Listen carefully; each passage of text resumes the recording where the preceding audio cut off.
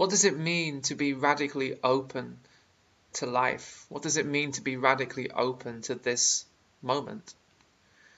Well, it means being the space in which this moment happens, knowing yourself as the space in which this moment happens, knowing yourself as the wide open space, the capacity, the clearing in which thoughts can come and go, in which feelings have permission to arise and dissolve, in which sensation, no matter how intense or uncomfortable, is allowed. These are all the waves in the ocean of you. This is what I talk about quite a lot, is the ocean and the waves. It's a beautiful metaphor. What you are is this vast, ever-present, unlimited ocean in which waves of thought, sensation, feeling, sound come and go. And ultimately, these waves, they're not separate from you. They're not outside of you.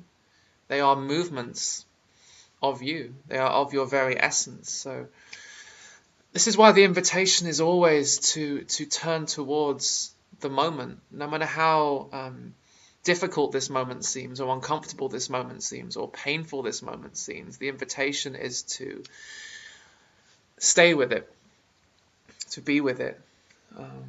That's the invitation. It's not a demand, it's not a command, it's not a rule. It's an invitation.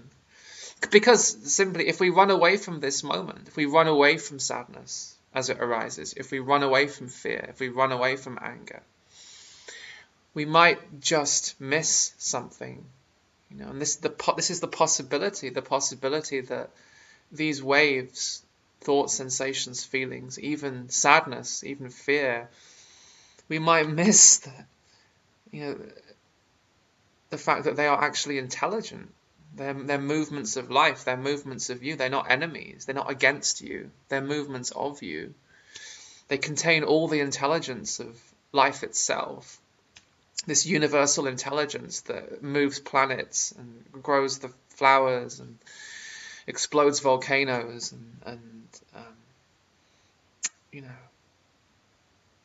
everything is intelligent. Everything is sacred, including the most intimate thoughts, feelings, sensations. So in running away from sadness, we might just miss its deeper intelligence.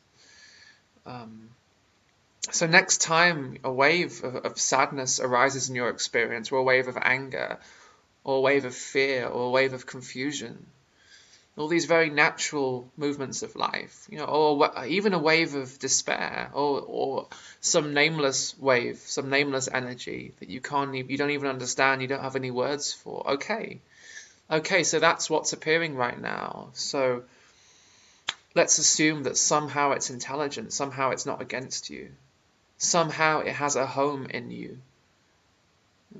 somehow there is enough space in you for this movement. So just for a moment, don't try and figure it all out. Don't try and fix it. Don't try and mentally work out its cause or its solution, or even if its effect. Don't try and analyze it. Don't try and work out all the answers right now. Right now it's the invitation.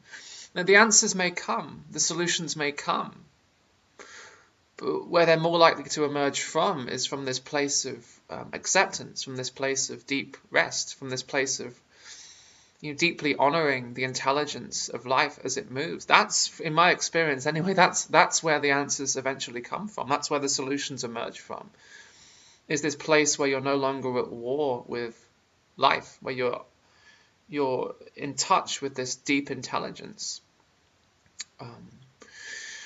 So the invitation is always to know yourself as the wide open space for all that is appearing right now, the home, the capacity for thoughts, for sensations, for feelings. You are the space in which sadness is arising. You're the space in which fear is arising. You're the space in which confusion is arising. So this is a wonderful insight, because what it actually means is that you're never trapped. You're never confined. The very fact that you can be aware of sadness, for example. The very fact that you can be aware of sadness, you can notice sadness, you can feel sadness, you can see sadness, you can observe sadness. The very fact that you can be aware of sadness shows that who you truly are is not contained within the sadness. You're not trapped within the sadness. You're not held within the sadness. You're not defined by the sadness. If you were trapped within the sadness, you would never be aware of sadness. If who you truly are was confined within the sadness, you would never be aware of sadness. You'd never be able to see sadness. There would never be that space. The very fact that you can be aware of sadness shows that who you truly are is bigger than sadness. You're the capacity for sadness. You're not trapped within sadness. You are not in sadness. In a sense, you could say sadness is in you. Sadness arises in the vastness of you. Same with fear. You're not trapped within fear. You're not defined by fear. You're not confined. The boundaries of fear are not the boundaries of you.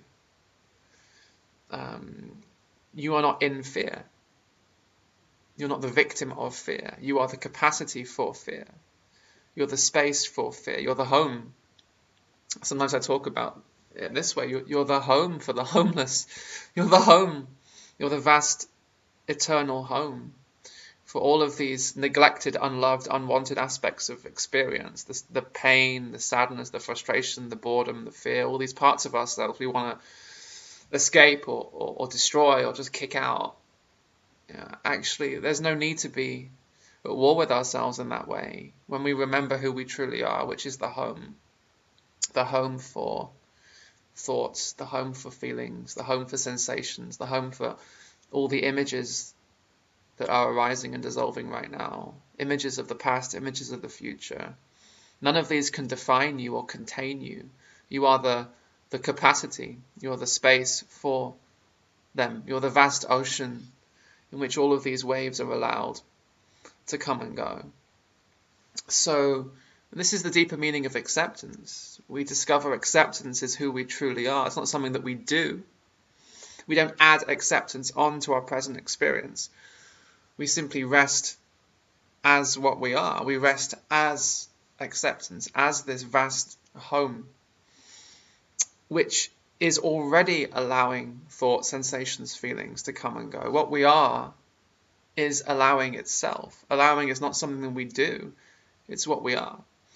But even if right now, thoughts are coming in, thoughts are saying, well, this moment is not okay, and this shouldn't be here, and that shouldn't be happening, and this pain shouldn't be here, and this sadness shouldn't be here, and I should be feeling better now. I should be feeling more peaceful right now. I should be feeling more enlightened. I should. Even if that activity is happening, even if the thought is very active right now, the very fact that you can notice that you can notice activity, that you can notice thought, suggests that who you truly are is not caught up within that. Who you truly are is not trapped within thought. Who you truly are is not in thought. Thought is appearing in you. What you are is much bigger than thought. What you are is vast. You are the home for thought. So there's even enough room in you for thought. In a way, we're only ever being shown how much room there is. It's one way of saying it.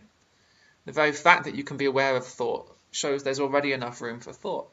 The very fact that you can be aware of sensation, feeling, suggests there's already enough room. Even if there's a huge wave of fear, there's obviously already enough room for this. This is really something to meditate upon. This is really something to sit with. There is already enough room. There is already enough room for this. There is already enough room for this. Even if, as I said, even if thought is judging and trying to push this away and push that away, and if thought is trying to get to the next moment, and thought is planning and remembering and trying to change the past and trying to change the future, okay, let's not make that into the enemy. Let's just remember ourselves as the capacity for that, the home for that. That too. So we don't have to become this space. This space is what we are. We don't have to achieve this. This isn't a special achievement. This isn't the old dream of enlightenment, which was, I am going to become enlightened, or I am going to become awakened, or I am going to lose the I, or I am going to lose the ego. That's the mind's version of awakening. It's always about me traveling towards some place of awakening. So that's the old myth of awakening. So the question is not, how do I become awakened? The real question is, what is already awake? Right here, right now, in this moment, what is already awake? What is already allowing thoughts, sensations, feelings? That is who I truly am. So what I would say is true meditation is really just getting in touch with that place, that space, that home, remembering the home. It's not traveling to home, it's remembering the home that you are. So there's always enough space in this home. This is unspeakably vast home. Even if right now there's a feeling of not being vast, even if right now there's a feeling of contraction, confusion, frustration, despair, even if right now there's a feeling of limitation, notice that there's even enough space for that. Even the feeling of limitation is not rejected. Even the feeling of limitation can't limit you. What you are is never limited, even by a feeling of limitation, because what you are is already providing the space for even that feeling.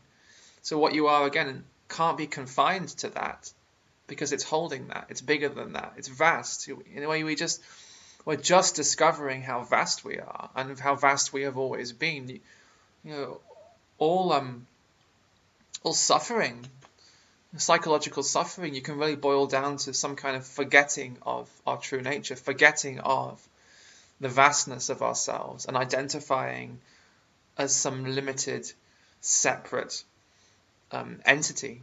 Identifying with one of these forms that appears, identifying with a limited thought, identifying with a limited sensation, identify with a limited feeling. All these appearances are, compared to the vastness, the unlimited vastness of you, seem small and limited. They're not threats, though, to your unlimited nature. They are held in your unlimited nature.